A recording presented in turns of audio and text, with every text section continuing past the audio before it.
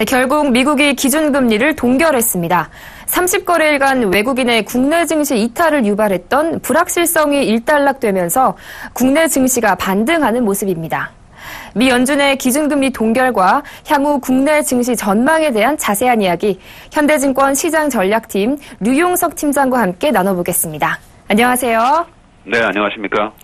네, 앞서 말씀드렸듯이 미국이 우리 시각으로 오늘 새벽 3시 금리 동결을 결정했습니다. 자세한 이야기 전해주시죠. 예, FOMC 미팅의 결과를 요약하면 한 6가지나 5가지 정도로 요약이 되는데요. 일단 시장이 원래대로 기대했던 것은 최근에는 이제 동결이었습니다. 물론 이전에는 인상 가능성이 높았다고 했지만요. 일단 동결을 했는데요. 현행 0.0 그리고 0.25 범위 내에 있는 미국 연방 기준 금리를 동결하기로 했고요. 단 한 명의 10명 중에 한 명만이 이제 25bp 인상을 주장을 했습니다. 두 번째 내용은 이제 펀더멘탈과 관련해서 미국 펀더멘탈은 매우 좋은 거로 일단 평가를 했습니다. 그러니까 펀더멘탈 측면에서는 금리 인상 요인이 있었다는 것을 의미할 수 있겠고요. 세 번째는 이제 동결되기엔 결정적 배경으로 두 가지를 설명했는데 하나는 여전히 기대했던 것보다는 물가 수준이 낮다는 점이고요. 두 번째는 최근 한 2달 동안 있었던 글로벌 경제 또 금융시장의 변동성 이런 확대 움직임들이 향후 미국 경제 활동에 제약 요인으로 작용할 수 있고요. 그렇기 때문에 단기적이지만 추가적인 인플레이션이 더 하락할 압력이 있다라는 평가였습니다. 이게 바로 이제 동결의 결정적 이유가 됐고요. 세 번째는 올해 성장 전망치는 1.8에서 2.0. 기존 그 범위에서 2.0과 2.3으로 상향했는데요. 이거는 2분기 때 GDP 결과가 좋았던 것을 사후에 반영한 거고요. 내년도 성장 전망치를 하향했습니다. 2.4, 2.7 범위의 성장을 2.2와 2.6으로 하향 조정했고요. 물가도 중요한데요. 개인 소비 지출 물가, PC 물가를 내년도치를 1.6, 1.9 이전 범위에서 1.5와 1.8로 또 하향 조정을 했습니다.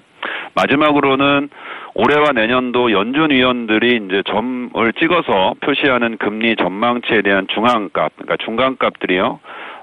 올해는 0.375%, 내년도에는 1.375%인데요.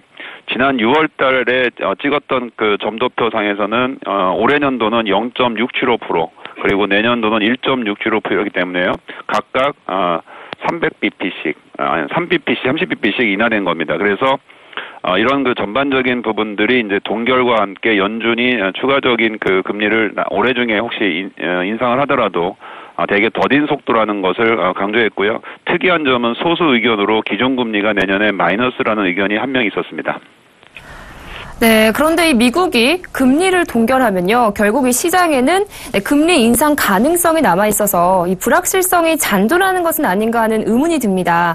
이번 금리 동결, 국내 증시에는 어떤 영향을 미칠까요?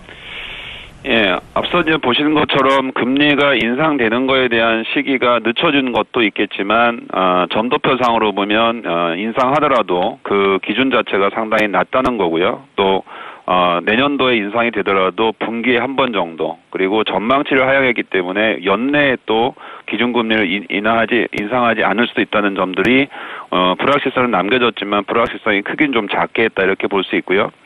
이번 그 기준금리 인상의 동결에서의 가장 중요한 시사점은 그 문구상에서 글로벌 경제와 금융시장의 변동성을 언급했다는 측면입니다. 네, 이것이 시사하는 바는 이제 중국과 같은 신흥국이나 브라질과 같은 원자재 국가 같은 경우에 적어도 1분기 내서 2분기 정도 경기가 부양될 수 있는 시간적 여유를 주겠다는 겁니다.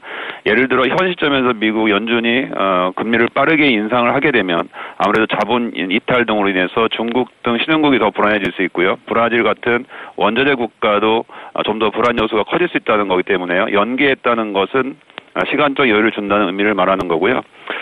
신흥국 경제 불안을 직접 언급한 측면이 있습니다. 이거는 신흥국에 대한 불확실성을 좀 높인다는 측면에서는 부정적입니다.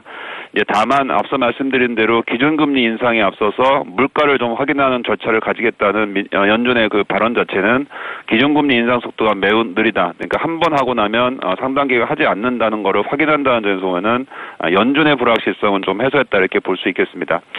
여기서 주목할 점은 신흥국의 시간적 여유를 준다는 의미에서 한국 경제에 어떤 영향을 줄 수 있냐면요.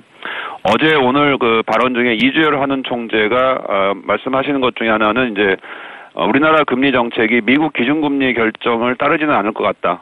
국내 그 통화 정책의 결정은 중국의 경기 둔화 그리고 국내 수요 부진 이런 측면들을 고려한다고 했는데요. 이건 아무래도 이제 10월, 11월 중에 기준금리를 한 차례 정도 추가 인하하지 않느냐 하는 것이 한국 경제에 줄 수 있는 영향이라면 영향이라고 볼 수 있겠습니다. 네, 그런데 이 미국의 기준금리 인상 시기에 대해서 이견이 참 많지 않습니까? 네, 올해 안에 이루어질 가능성, 팀장님께서는 어떻게 보고 계십니까? 예, 이거는 주로 그 시장에 이제 내재되어 있는 확률이라든가 아니면 이제 미국 여론조사 기관에서 발표한 숫자를 좀 말씀드리는 게 좋을 것 같은데요. 일단 연내에 금리 인상이 될 확률은 이전보다는 많이 낮아지긴 했습니다. 10월 달 또는 12월 둘 중에 한 번 정도 내에서 기준금리 인상이 가능한데요. 이 10월이나 12월 중에 기준금리가 인상될 확률이 100불 기준했을 때 한 67 정도, 그러니까 50은 넘지만 100에 가깝지 않은 67% 정도 되고요. 다만 이제 10월보다는 12월이 확률이 좀 높습니다. 그렇게 보는 이유는 물가에 대한 언급을 봤을 때 물가를 확인할 수 있는 시간 정도가 10월이면 너무 빠르다고 보고 있고요. 적어도 한 3개월 정도, 지난 시점이면 12월 정도 돼야 물가에 대한 방향성, 그러니까 보다 좀 합리적인 확신이 나올 가능성이 있기 때문에 12월 인상 가능성은 50% 이상 되지 않을까 이렇게 보고 있습니다. 또 시기를 가늠할 수 있는 거는 어떻게 볼 수 있냐면요. 연준이 최근에 이제 기대 인플레이션이 하락한 원인으로 지적한 것은 이전에는 달러 강세 때문이라고 했는데요. 최근에는 이제 국제 유가 하락 영향을 좀 많이 지적하고 있습니다. 따라서 지금 한 45달러 전후에 있는 국제 유가가 향후에 좀 50달러 선이나 50달러 초반 중반으로 간다면 오히려 12월보다는 10월에도 기준금리를 인상할 수 있는 요인이 됩니다. 그래서 시장에서 볼 때는 연내냐 아니냐에 대한 문제는 아무래도 물가와 관련이 있겠고요. 물가를 볼 수 있는 중요한 지표는 역시 유가라고 본다면 유가가 55달러 정도 되면 10월이든 12월이든 아무래도 기준금리를 인상할 수 있는 요건이 맞춰지는 거 아닌가 이렇게 보고 있습니다. 네, 그렇군요. 그렇다면 마지막으로 이 미국이 금리를 올리게 되면 우리 국내 증시에 어떤 영향을 미치고 또 이에 어떻게 대응해야 하면 좋을지 전략 좀 짜주시죠. 예, 일단은 인상을 하는 시기는 빨라야 이제 10월이고요. 늦으면 12월, 또 그보다 늦을 수 있는데요. 그 전까지 일단 국내 시장에서 중요한 거는 일단 동결로 어제 결정을 했기 때문에 당분간 이제 저희가 보기에는 이제 달러가 좀 약세를 보일 가능성이 있어 보입니다.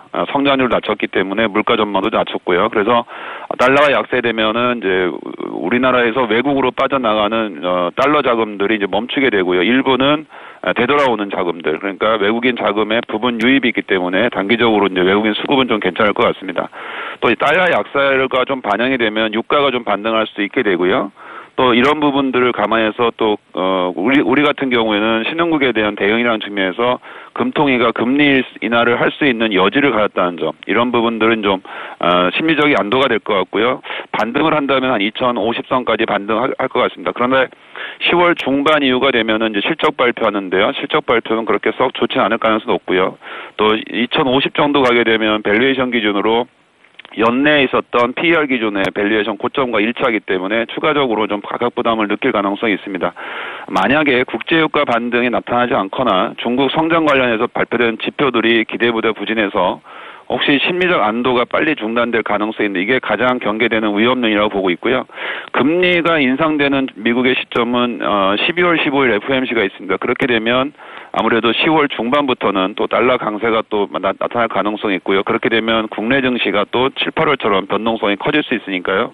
11월 이후에는 조금 다시 미국의 금리 인상 여부에 대한 그런 변동성 확대가 나타날까 이렇게 걱정하고 있습니다.